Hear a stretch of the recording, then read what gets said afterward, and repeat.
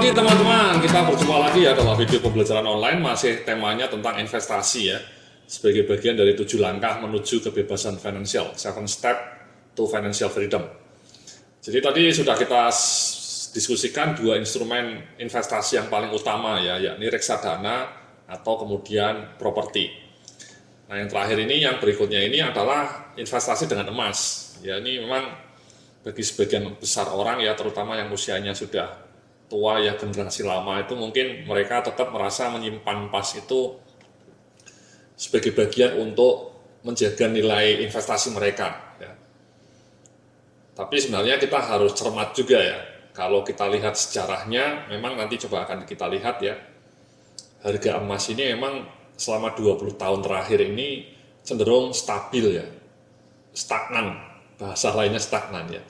Jadi menurut saya memang Anda oke lah ya, tetap diversifikasi resiko ya.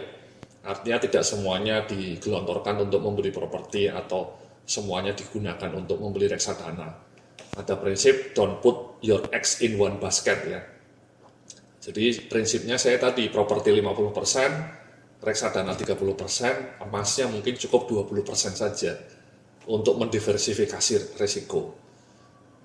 Kenapa? Karena memang untuk mendapatkan imbalan yang spektakuler itu memang kita tidak bisa berharap sama emas. Ya, saya akan tunjukkan grafiknya ya. Ya pertama ini grafik harga emas selama 20 tahun terakhir ya. Posisi terakhir ini Januari 2016 itu harganya 34 US dollar per gram ya. Dikalikan 14.000 lah ya. Nah itu kalau Anda perhatikan selama 20 tahun harga emas itu naiknya hanya dari 10 ya, angka di 10 ini menjadi 30-an ini, 34, atau hanya naik 3,4 kali lipat. Artinya itu kalah jauh dengan peningkatan harga reksadana. Harga reksadana tadi kalau kita ambil rata-rata secara nasional itu pertumbuhannya sekitar 10 kali lipat ya. Saya akan tunjukkan ini ya, indeks harga saham gabungan tahun 2000 itu 416, tahun 2015 sudah 4.500, itu artinya naik 10 kali lipat. Beberapa reksadana lain bahkan lebih spektakuler ya, ada yang naik sampai 60 kali lipat tadi ya, ada yang 30 kali lipat. Nah kalau emas ini dalam kurun yang sama, sejak tahun 98 ya, hampir 20 tahun juga, ya itu naiknya dari 10 dolar per gram menjadi hanya 34 per gram. Naiknya 3,4 kali lipat. Jadi memang kalau Anda berharap kenaikan emas itu akan spektakuler, mungkin akan sedikit kecewa ya. Jadi kalau emas itu mungkin saya lebih membayangkan stabilitas ya.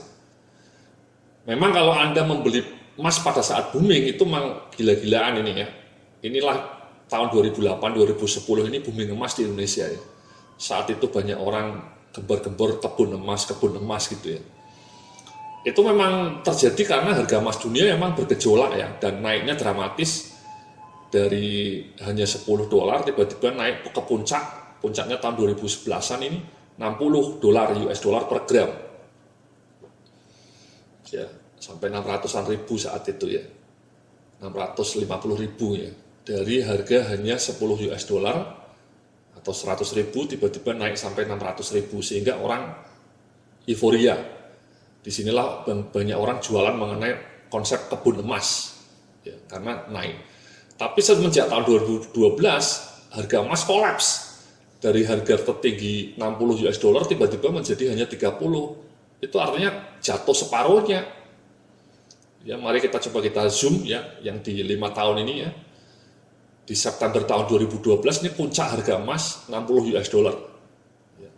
Ini orang-orang membeli emas ini persis pada bulan-bulan ini mungkin ya, tergoda dengan kebun emas.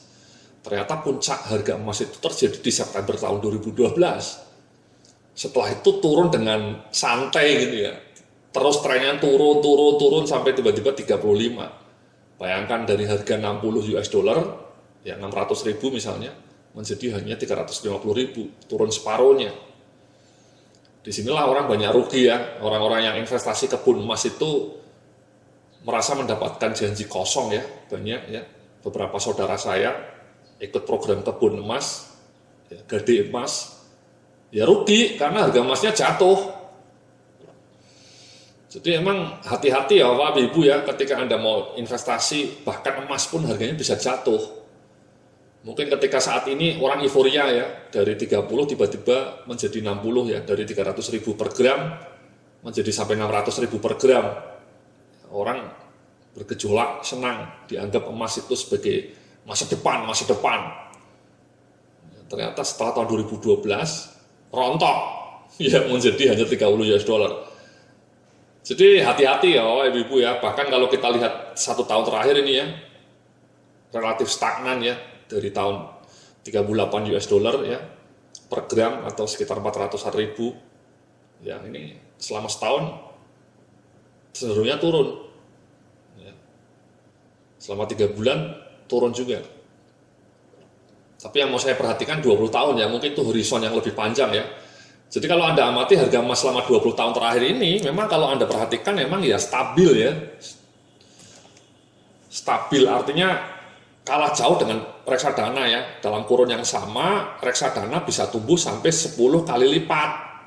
Bahkan untuk produk tadi panen dana maksimal tumbuhnya sampai 60 kali lipat. Sementara emas hanya tumbuh 3 kali lipat. Ya, jauh. Properti juga dalam waktu yang sama, harganya naik 10 kali lipat ya. Saya mau kasih contoh sederhana, rumah saya yang saya tinggali sekarang ini ya, di Kemang Pratama ini, dulu beli tahun 2000, harganya hanya 100 juta, ya, 200 meter persegi, harganya 100 juta. Hari ini rumah saya ini harganya 1 miliar. Ya. Jadi dari tahun 2000 sampai tahun 2015 ini, 2016, naiknya 10 kali lipat. Ya. Mirip dengan reksadana tadi, indeks harga saham gabungan ya. Dari 400 harganya menjadi 4.500, naik 10 kali lipat. Ya. Harga rumah di daerah Kemang Bekasi Barat ini juga naiknya seperti itu. Tahun 2100 juta, hari ini 1 miliar. Artinya naik 10 kali lipat. Sementara emas pada saat yang bersamaan dalam jangka yang sama naik hanya 3,5 kali lipat. Even so, menurut saya Anda tetap mungkin layak juga ya memegang emas ya, sebagai sebuah proteksi ya. Saya bilang di sini emas sebagai instrumen untuk menjaga nilai kekayaan agar tidak tergerus fluktuasi nilai dolar. Kenapa? Karena patokan harga emas itu pakai dolar. Ya. Jadi dengan membeli emas secara otomatis Anda sebenarnya juga membeli dolar. Ya. Menjaga nilai mata uang Anda rupiah itu menjadi dolar ya seolah-olah, karena patokan harga emas itu ya US dollar. Harga internasional. Tapi jangan berharap bahwa Anda mendapatkan return yang sangat spektakuler dari emas, jangan berharap. Ya. Saya membayangkan emas ini lebih sebagai sebuah instrumen untuk diversifikasi resiko. Ya oke lah, cukup 20% gitu ya. Dari total investasi Anda cukup 20% dialokasikan untuk membeli emas. Jangan terlalu banyak, jangan sampai 50%. Lebih baik uangnya digunakan untuk reksadana atau properti. Ya, karena seperti yang Anda lihat di sini ya, selama 20 tahun terakhir pernah naik gila-gilaan, tapi juga pernah turun gila-gilaan. Ya. Naik sampai 5 kali lipat, tapi juga jatuh sampai separuhnya. Dan dalam 5 tahun terakhir juga trennya menurun. Ya. Trennya stabil kayak ini harganya, cenderung menurun. Ya. Jadi Anda kalau mau melihat instrumen investasi itu selalu lihat sejarahnya Mas. Ya. Cara paling mudah untuk melihat, memprediksi atau melihat potensi instrumen investasi itu ya lihat sejarahnya. Ini saya menunjukkan sejarahnya 20 tahun terakhir. Saya juga tadi menunjukkan sejarah indeks harga saham gabungan ya. Sejarah dari returnnya. Jadi berbicara dengan data. Tidak hanya berdasarkan rumor, tidak hanya berdasarkan kecap dari para penjual, ya, baik penjual reksadana ataupun penjual kebun emas gitu ya. Tapi perhatikan grafiknya, ya, grafik itu tidak berbohong karena grafik itu kenyataannya. Dan kalau bisa grafiknya yang 10 tahun atau yang 20 tahun, sehingga kita bisa mendapatkan perspektif yang lebih komprehensif mengenai pergerakan harga instrumen investasi Anda. Ya, jadi seperti itu ya Mas ya. Sekali lagi ya, Anda bisa membayangkan harga emas ini ternyata emang selama 10-20 tahun terakhir praktis bergeraknya sangat tipis ya. Kalau kita tarik garis lurus ya, hanya 3,5 kali lipat dalam 20 tahun terakhir. Tidak begitu menggembirakan.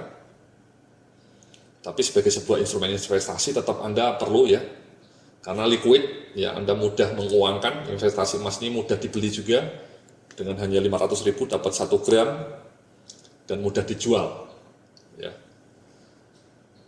Saya rasa seperti itu. Nanti kita lanjutkan lagi dalam sesi diskusi yang berikutnya masih mengenai 7 step to financial freedom ya. Mudah-mudahan suatu saat Anda bisa membeli emas sebanyak ini Mas ya. Top Marco Jos ya, Anda simpan di bank atau di kotak Anda ya. Terima kasih, sampai jumpa dalam video berikutnya.